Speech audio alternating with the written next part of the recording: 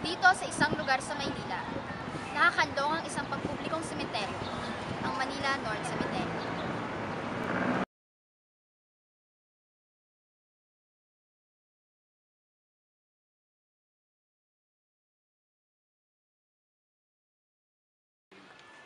Maraming residente dito sa loob. Meron sila kanilang hanap buhay.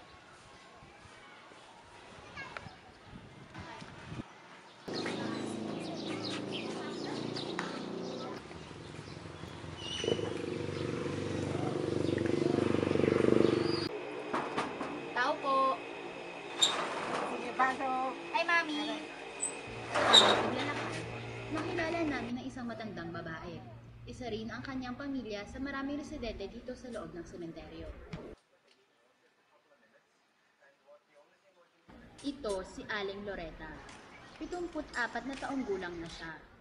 18 taon na silang nakatira dito sa sementeryo. Pag-aalaga ng mga puntod ang kanilang ikinabubuhay. Kailan po yun?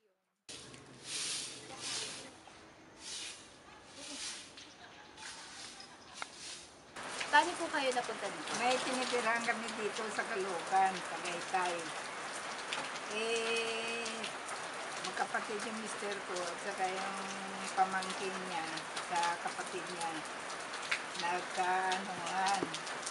Kaya sabi ko, di napunta na kami rito. Di sabi naman ng hipag ko, kasi sa Las Piñas sila nakatira. Sabi niya, buti pa ibinta niyo yung bahay niyo. Tapos ngayon doon na kami tumira sa Bacoor, Las Piñas. Ay nung nandoon naman kami, ito namang bayaw nung hipag ko. Ayaw pala niya na may kamag-anak yung hipag ko. Baka akala niya, tinutulungan niya kami sa pang sa buhay, gano'n.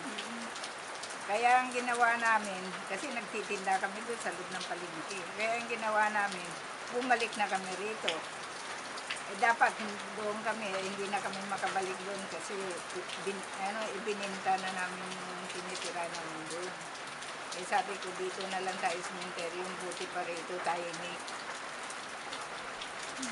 Kung may ayaw man si Aling Loreta sa pagtira sa sementeryo, iyon daw ay sa tuwing nahihiya ang kanyang mga apo dahil sa sementeryo sila nakatira.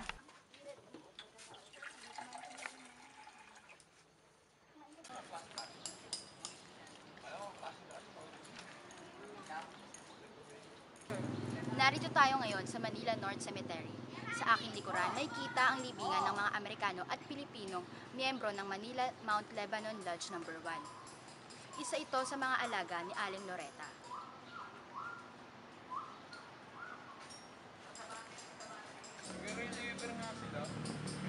Go.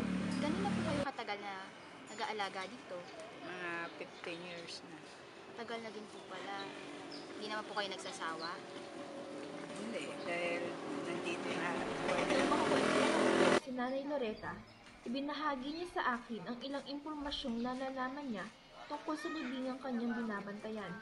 Bukod rito, ikinwento rin ni Nanay Loreta ang mga pinagdaanan niya sa buhay sa loob ng sementeryo. Pinaka na nangyari sa amin dito, yung may pumalik na pinakamataas yun sa opisina ng straight ko masyado. Yung hepe niyo po? Oo, na ayaw nung kahit dyan lang tumayo ka sa kalsada, nagagalit. Tapos, gabi-gabi, yung sinusuna yung tao, gano'n. Wala naman po kayong curfew. Mayroon din, yun nga, pag mga bandang alas 7, yung mga kagaya ng mga estudyante, hindi na pwede pumasok sa gate. Ang ginagawa nila, umiikot sila doon sila kasi may madadaanan naman doon sa dulo ng Tagaytay. Yung buhay nyo nun sa labas, tsaka po, sa labas ng sementeryo, tsaka po sa loob ng sementeryo, may pagkakaiba po ba? Tsaka ano po yung mas pipiliin nyo sa labas? Mas maganda nga sa labas dahil kasi kagaya ng mga apo ko nag-aaral. Parang minsan na nahihiya sila sa minsan na nakatira Bagamat sa isang sementeryo. ngiti ang pinakawalan ni Nanay Loreta, Bakas naman sa mga ito ang nararamdaman niyang lungkot dahil sa kanilang kalagayan. Gayunpaman, batid kong kalakip ng ngiting ito ang pag-asang patuloy na ginagawang sandalan ni Nanay Loretta. Pinakita niya sa akin ang kanilang munting bahay sa tabi ng mga puntod.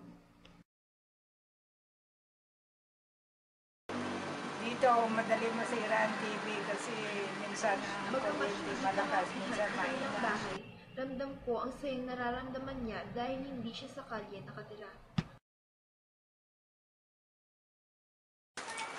Kesa yung kagaya sa iba, sa kariton, sa kalye. Di bali sa cemetery kami nakatira. Nakatulong ka naman dyan sa mga patay na nalilinis.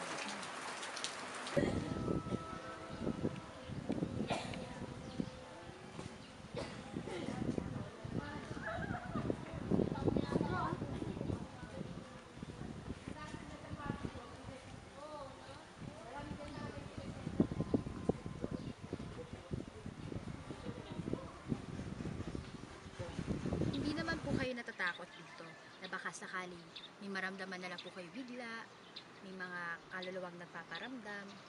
Hindi, wala naman. Hindi naman totoo yun. Ano lang yun, haka-haka lang yun ng mga tao.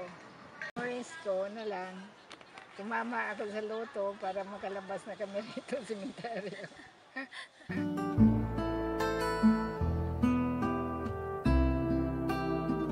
Sa kabila ng malagim at nakakilabot na tingin ng mga tao sa sementeryo, mayroong mga taong katulad ni na Aling Loretta na dito nakatagpo ng isang payapang tahanang malayo sa gulo at ingay ng labas. Sabi nga ni Aling Loretta, mas mabuti na sa loob ng sementeryo kaysa mamulubi at manlimos sa kalsada.